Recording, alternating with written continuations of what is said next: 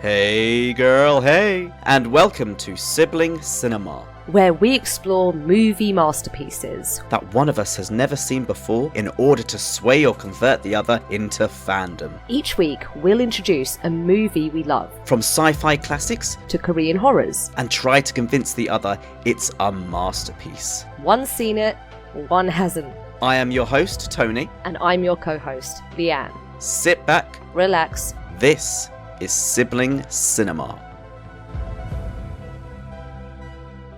Hello and welcome to our very first podcast episode and intro to Sibling Cinema. As explained, over the course of these episodes, me and my sister will be showing each other films that the sibling has never seen before, eager to convert them to liking the film.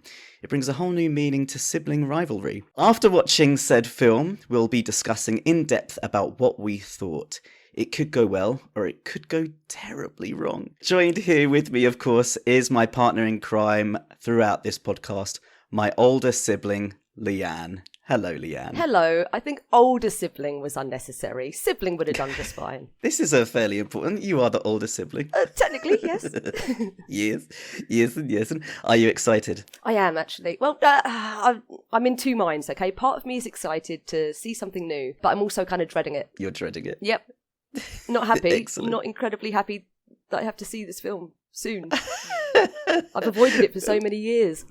So I have no idea how this is going to go. I hope that it goes very well in terms of our tastes coming together. Now, throughout the course of this podcast, myself and Leanne will be your co-hosts. But you never know, we might throw in some sneaky special guests along the way. Maybe a different family member, maybe some friends, I don't know, the possibilities are endless. Let's build a bit of context here for our budding audience. Like many humans who walk this earth, Leanne, me and you love a good film, don't we? Yes. And I think our tastes are pretty good. Yes, yeah, I'd agree with that as well. We're not necessarily cinephiles per se, but we love getting lost and marvelling in cinematic glory. So much film has influenced our lives. We never fail to throw in a movie quote at each other when we're around our families. It's embedded into our entire family dynamic. It's probably half the reason why we're so weird anyway. A lot of people call us out for this. Yeah. They're like, what the fuck are you talking about? Yes, they do. Many a times I've said a few quotes and they're like, I beg your pardon? Or they just don't understand. There are so many film quotes that we say to each other when all the family are together. Can you think of any from the top of your head right now, Leanne? Yeah, I think Titanic. Yeah. There are some banging ones in there. Okay, but my favourite one that we use against her is, "Oh, stop it, mother. You'll give yourself a nosebleed." When she's getting rageful. Yeah. Oh, God, yeah. Whenever she's like getting angry, we throw that at her. It makes it worse sometimes. I do like some classic Napoleon Dynamite quotes as well. Tina, come get some ham. Come get some ham. Eat the food. Eat the food. Which then brings a classic Matilda quote. Eat it!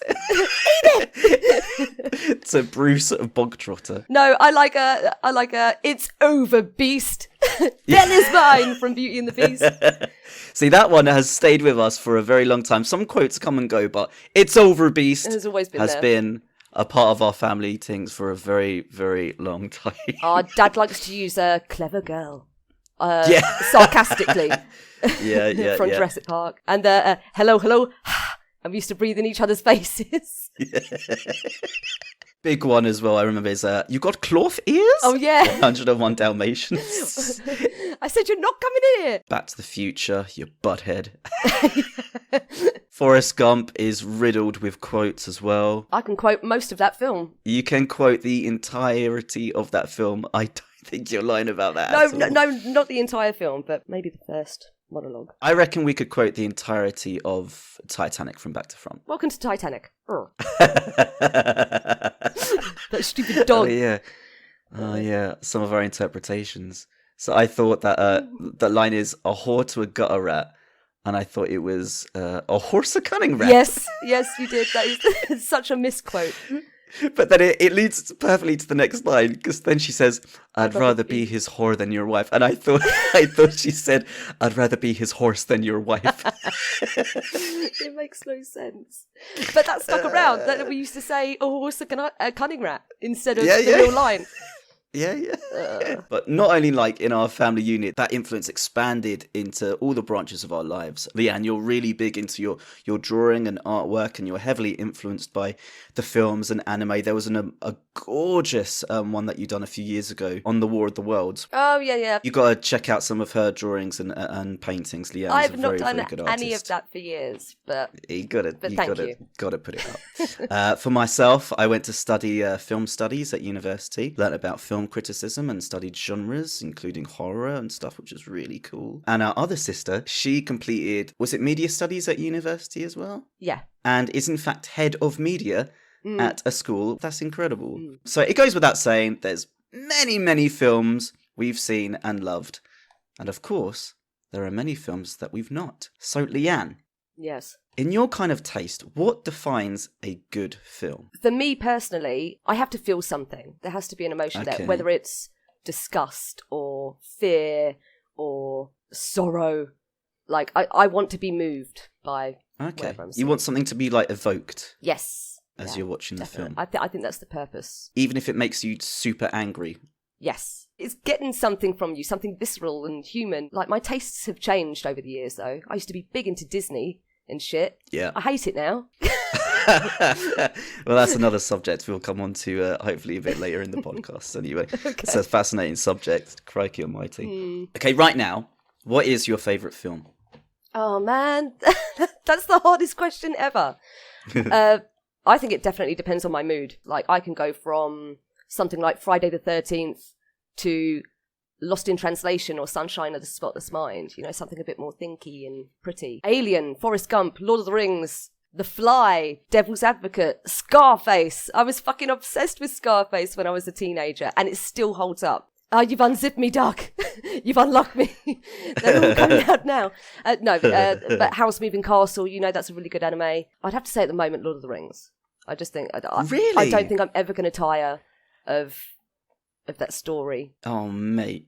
Absolutely. Like, I watched Lord of the Rings recently as well, and then I plodded myself through The Hobbit. But it's entirely to do with our tastes, I'd say. One of my favourite films, and is still today, is Trainspotting. Oh, yes. I adore the pace, I adore the acting. But what, for me, makes a good film is something that's innovative and that changes either the genre or the special effects. That is the key thing, that is innovative. And then everything under it, the cinematography, the acting, the script, the sound design, all come together to make a glorious film. But the pinnacle is its innovation. That, for me, is like what makes a really, really good film. I guess a good example would be The Matrix when it was released. Nobody really knew what bullet time, in quotes, was until they saw the slow-mo bullets phasing going through, where everything is slowed down. The Matrix invented that. Yeah. And so many films were influenced by that afterwards. Oh, yeah. It was ridiculed to shit afterwards. Yeah, absolutely. But, like, films that had, like, particular rules as well, I loved. French New Wave is an amazing section of film cinema. Give me an example of French New Wave. You see, he's getting so pretentious. French New Wave. There's a film called A Bout de Soufflé, which means breathless. But in French New Wave, they invented the jump cut. So if a scene's happening and it jumps sporadically to a little bit further in the future, so it speeds up the pace, it invented that. Lots of fourth wall breaks, and in technology and how to film as well. To do like moving shots, instead of like a tripod that they didn't have back then, they'd use a wheelchair, they'd put the camera on it, and they'd follow the actor. Okay. It's incredible. There's also a Dogma 95, which I'm really, really interested in as well. What's that about? That is basically a group of auteurs that they met up and they were like, we fucking hate the mainstream. Let's create some rules for films, and you have to abide by those rules. Some of those rules are very, very strict. You can only use natural lighting. Whatever's in front of you has to be realistic or realism. Basically, these directors went out and made films following those rules. neglecting the whole mainstream Hollywood system. Little rebels. Little rebels. Creating their own little films, which are really, really cool. So it was about kind of bringing our tastes together, I think, which is why we're kind of doing this. I'm going to dive right into it with ones that we cherish and love. And what better way to start or kickstart this podcast with, in my opinion, perhaps the greatest movie franchise and most influential films of all time, Star Wars. Believe it or not, Leanne has never ever seen a full Star Wars film all the way through. I guess it is iconic, right? Everyone knows what Star Wars looks like, I guess. So to see it all the way through has got me a little bit excited. I'm sure there aren't too many people in the world my age that can say that they haven't seen Star Wars, right? Mm-hmm. So I'd be lying if I was saying I was looking forward to it. I find it absolutely ludicrous. If we were two random people that just met at a gathering or a party, and I asked you about kind of Star Wars, and you'd be like, I've never seen a single one, I would drop the drink or whatever, and I'd slap you in the face. I'd then walk away without any regret. Wow. You dodo. But I think it says something, right? There was all this hype in the household about it. It was always on the TV. You and Dad often watched it. So it played often, and it still didn't draw me in as a child. Do you know what I mean? And I think that says something. Well, believe it or not, when I first heard of Star Wars as a 6-year-old, 7-year-old, I thought it sounded crap. Oh, okay. I didn't like it at all. In 1997, they re-released Star Wars as its 20th anniversary. And one of my earliest memories of becoming a fan of Star Wars was, do you remember going swimming? And after swimming, we go to the vending machine and we pick out a chocolate bar and crisps. Yes. What was your choice? Drifter. Yeah. And I think it was Monster Munch. I was Drifter and Wheat Crunchies bacon. Oh, yeah, Wheat Crunchies was banging. Or maybe as well. a 12. Yeah, that's good. I'd mix it up. Yeah. I remember seeing, as its marketing campaign, an image of one of the characters. And I remember feeling very petrified when I looked at it. It was C-3PO, which is the... Oh, yeah, you don't know. Is that the short one, the blue-white one, or the tall, gangly... No. The tall gold The gold one. thing. Okay. Yeah. But it was like a silhouette. So you could see the outline of him and his mouth and the big eyes. And I remember thinking, as a kid, I don't like this. Ooh. That's scary. I really don't like it. You were scared of 3CPO? I was scared of C-3PO. Yes. I said the name wrong. Being at the 20th anniversary, there were adverts all over the TV. I saw glimpses of it here and there. I didn't quite understand it. And then Dad brought back the VHS of the first Star Wars. I remember it was in a gold sort of colour. And as a kid, I remember watching it with Dad and being in total awe throughout the entire thing. How old were you? I was 6. But yeah, Leanne, you're getting into sci-fi quite a lot. I mean, you've mentioned Alien. You're on your Star Trek binging, which I can't believe you started Star Trek before Star Wars. It's been so good. It's been so good. I highly recommend. I will admit, I watched the first ever episode on Netflix. And I have to admit, for it at the time, the writing in it is incredible. It's so good. And you can just watch a random episode and it's about them going to a different planet and oh no, there's a problem. Yeah. And Spock's all about the logic and Captain Kirk's all emotional and hot-headed. I think Star Trek changed it all for me. No, actually, maybe films like Interstellar or Alien or Space Odyssey 2001 by Kubrick. Horrifying space films and something always going on. I think my perspective has shifted on what sci-fi can be. And I guess I've always been put off by Star Wars because of its size, because of how stupidly popular it was with kids. My younger brother, why am I going to be interested in spaceships? Do you know what I mean? Yeah. But because I assumed and hoped to be corrected that these films are childish and silly, Brev. And they're owned by Disney now. What? It's very funny that you say they're childish and silly because George Lucas said that he wanted to make a film that was about adventure and fantasy, as opposed to sci-fi films before his time that were depicting either the future or a dystopian kind of future or prediction or warning of what's to come. But the opening message of A Long Time Ago in a Galaxy Far, Far Away immediately takes you out of either the future or what's to come into a completely different new world where you can relax and take in this fantasy story and enjoy it. That's all he wanted. Going back to Lord of the Rings, because I think there is a crossover between fantasy, like the kind of fantasy I enjoy typically, which is Lord of the Rings, like elves, wizards, that kind of shit, and then sci-fi. Like it's still fantasy, it's still fiction. It's very strange to me. I think for me, the kind of fantasy I'm talking about, the Lord of the Rings type, it feels less out there than space adventures and aliens and ships and lasers, and compare that to dragons and elves and wizards, and I don't know, that feels more human to me. Does that make sense? It's a little bit more realistic, I suppose. It's more down to earth and relatable. Yes, it's based easier for me to imagine a dragon that flies through the sky and nests in mountains full of gold than it is to imagine a snail alien or a hooded man with a laser sword. Do you know what I mean? Okay, yeah, that's fair enough. I get that, because it's all kind of based on Earth, so to speak, rather than a different sort of planet.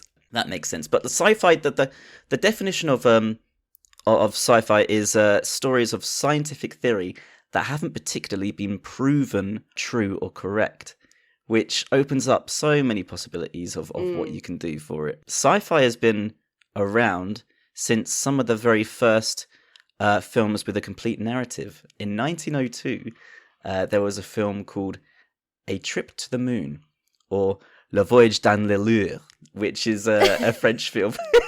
Obviously. No, really. Which has a remarkable running time of about 14 minutes.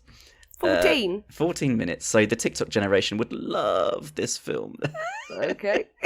Then after that, after the war in 1918, sci-fi, a lot of European filmmakers saw it to use science fiction for prediction and social commentary. Films like Metropolis, which was about technology, and The Cabinet of Dr. Caligari, which was about somebody who was hypnotizing a sleepwalker to go and kill people. All of this stuff are part of what's called German Expressionism. It's intense, it's moody, it's nightmarish.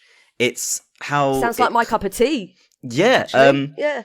It was a great sentence that I kind of found is it's a visualization of the country's collective anxiety through distorted and nightmarish imagery after the war. But after that, sci-fi was kind of not really considered a big contender of profitability. So instead they settled for B-movies and serials and taking stories from comics and making like episodic stories. The big one, as you'll recognize, is Flash Gordon. Oh, I fucking love Flash Gordon. 1936, very, very old, and established a subgenre called space opera, which are stories that are very melodramatic, domestic, and sometimes romantic, primarily set in outer space. As I said, as we kind of move along, sci-fi has a knack for presenting messages and staying current with a political and social climate.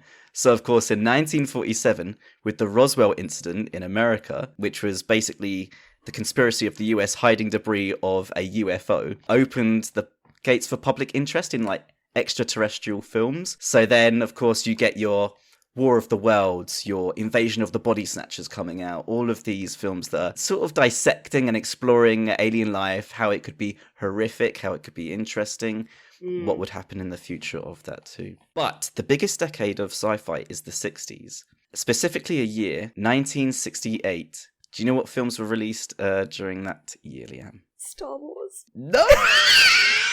Oh, it's a whole decade before you, mug! In 1968... I'm going to kick myself. Am I going to kick myself? Big films were released that changed the whole dynamic of sci-fi. One of them was 2001 Space Odyssey. Oh, fuck! This brought groundbreaking visuals and a realistic depiction of what it's like to be in space. It's crazy. I love that film. The next was Planet of the Apes. Have you seen it? Oh, no! Dr. Zaius, Dr. Zaius. Zaius. Oh, Dr. Zaius. I only know the Simpsons bits. Of course, because of that, sci-fi films became very, very popular.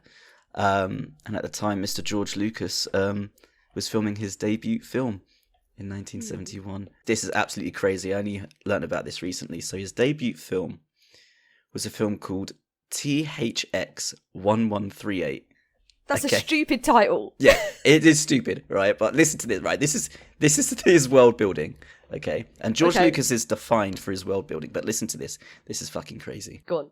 In a dystopian future, sex and reproduction are prohibited, and mind-altering drugs are mandatory to enforce compliance among citizens and to ensure their ability to conduct dangerous and demanding tasks. What the fuck, George? What was George on? I don't know. It was the 60s. It gets better. So instead of names, people have designations with 3 arbitrary letters and 4 digits, hence the name. So the title of the film is actually about a person. Yes. So this is the plot. There's a guy called THX1138. He meets another guy called SEN5241. Oh, this is annoying me. I know. They get romantically involved in this world. They bang. And then THX forgets to take his drugs. He forgets to take his drugs before work and gets arrested.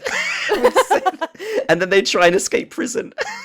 I think we should see this film. That is a basic sum up of it. It's mental. It sounds ridiculous. But yeah, absolutely crazy. But during that time as well, he was working on American Graffiti.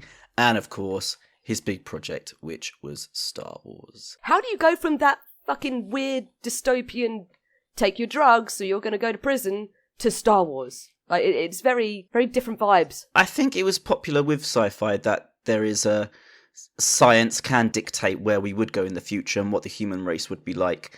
And he just come up with this weird, crazy world that sounds terrifying, if I'm honest. So one of the reasons why I love Star Wars as well is that it went through so much pain and stress of getting made. He went through several rewrites and lots of changes throughout the script going on it on his own back. George was like, no, I'm going to change this, I'm going to change this, I'm going to change this. He made it difficult for himself. He brought the page treatment, I think it was 13 pages, to big studio companies. They all said no, apart from 20th Century Fox, which gave him a deal to write and direct the film following the success of American Graffiti. So if that hadn't come out, they would have said no to him because his first film, THX 11 whatever, was a commercially failure. So what's American Graffiti about? Because that must have changed their minds. So all I know is that this is a coming-of-age film. I haven't seen it myself. It's probably one we could probably watch together. It's a coming-of-age film. I'm not sure what the story is or any of that. But it was the 4th grossing film of 1973, which then turned the heads of 20th Century Fox, and they gave him a deal. I find it funny that everyone else rejected him, but Fox accepted. And Fox are huge. Like, that's the one that you want. Absolutely, mate. Absolutely. What's hilarious at the time, in the strife, is that when he was given the deal, the 20th Century Fox had to shut down their special effects department. So oh no.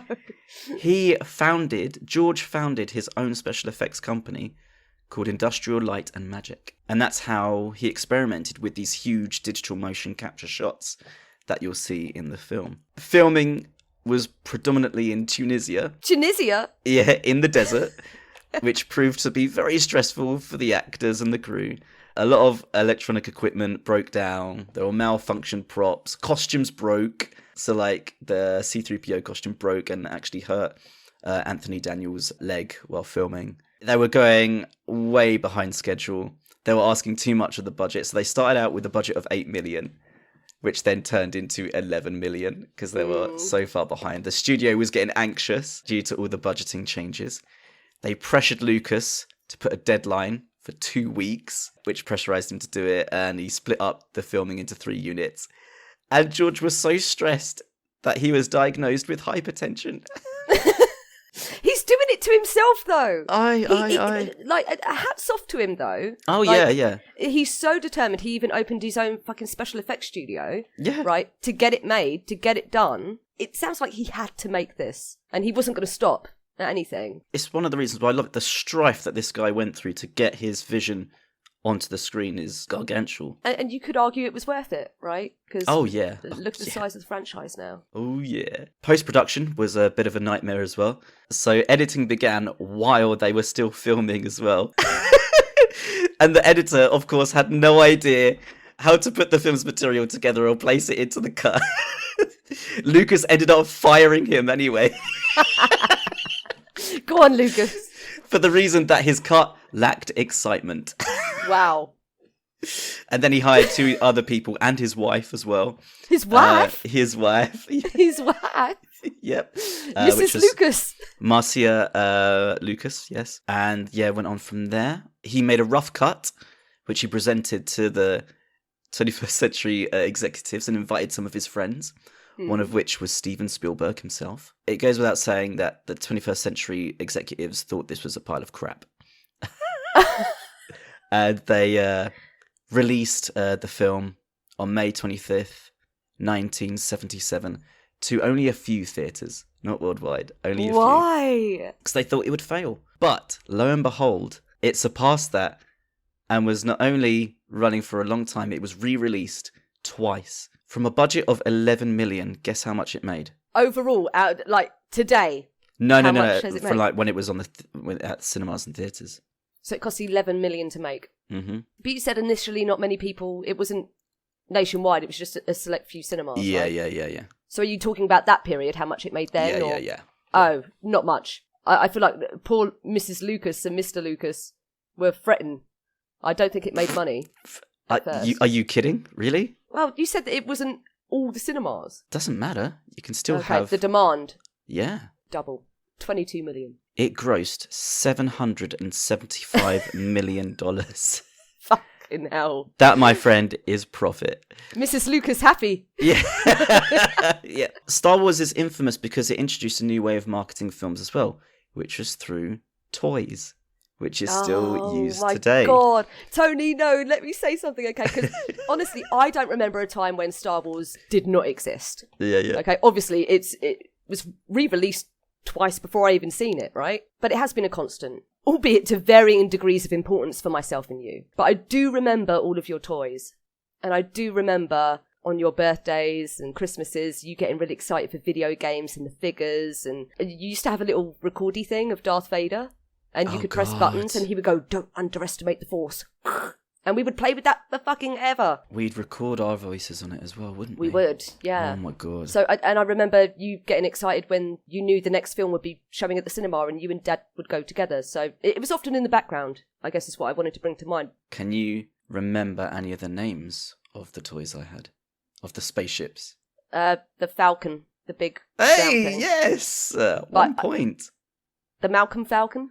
The Malcolm Falcon! It begins with an M. M Falcon. Millennium Falcon. Malcolm Falcon. Malcolm Falcon. Oh my God. I think my name's better. Anyway, I've said my piece on my context of Star Wars. Now, throughout this podcast, at the end of each one, we're going to do a fan rating on where Leanne stands as a Star Wars fan from 1 to 10. A light side and a dark side, if you will. 1 being rubbish, not a fan at all, and 10 being an absolute super fan, going to every Star Wars convention and spitting in the face of those who hate it. So right now, having not watched any of them, or Googled it or anything like that, where would you put yourself on this rating from 1 to 10? A 1. Of course, yes. That's what I was expecting. Is that what you were expecting? Yeah, I was expecting that, yeah. I was optimistic for maybe a 2. No. I was considering 0, but I thought, oh, that's a bit harsh. What? I've not seen it, so I can't technically hate it, but I'm very sceptical. I'll also be testing Leanne's knowledge on each film with a short quiz at the end of each podcast don't do this. To make sure that information is retained and to see if Leanne is a fan. You're going to test my fandom? Even though I admitted not being a fan? Absolutely. I guess there's no pressure this time, though. All right. So, right off the cuff, with no knowledge of Star Wars, can you name me some Star Wars characters? And I'm gonna give you 30 seconds. 30? That's not fair. That is absolutely fair. Your time starts now. Luke Skywalker. Yes. Darth Vader. Yes. Yoda. Yes. The princess. What's her name? Leia. Yes. 3CPO. The robot. Okay, I'll say that. Yeah, okay. Yeah. There's another robot. Yes. R2D2. Yes! Just in time! Just in time! Unbelievable. Yes, 6. 6! You got 6. That's shit! I was trying to think for ages, what's the furry thing called that makes the noise? Oh my god, Chewbacca. Yes, thank you. Yeah. Let's dive a little bit deeper into this knowledge, Leanne. Wait, Anakin. It's too late. The timer's done. It's over, Beast. It's over, Beast. How many planets do you know the names of? Earth. Mars. I gotta wait. No, I'm gonna stop you there. I'm gonna stop you there. With the title sentence coming up as a long time ago in a galaxy far, far away, you think Earth is a part of the Star Wars universe. I forgot it said that. I don't know. They could literally be called gobbledygook. I don't. Okay, that's enough testing of your knowledge, Leanne. Did I pass? Absolutely not. Oh. You failed with flying colours. It's great to know. Just so we're all clear, you're probably wondering what order we're going to watch these films in. Now, there are lots of different ways you can watch these films. I've heard of lots of different theories that you can. I'm not going to fuck around with that. I'm going to go clean. We're going to watch it in cinematic order that they were released in. Okay. That is the fairest. That's how you saw it, right? Absolutely. Fine. I'm happy with that. And I think the way to watch it, it was when it was released, it's when the craze started, it's where everything began. To be clear, we will not be watching the solo films. So there are two called Rogue One and Han Solo Star Wars Story. We will not be watching those. We will simply be concentrating on the episodic saga from episodes 1 to 9. So, Leanne, yes, we will be starting this saga with Star Wars Episode 4, A New Hope. Why is it not episode 1?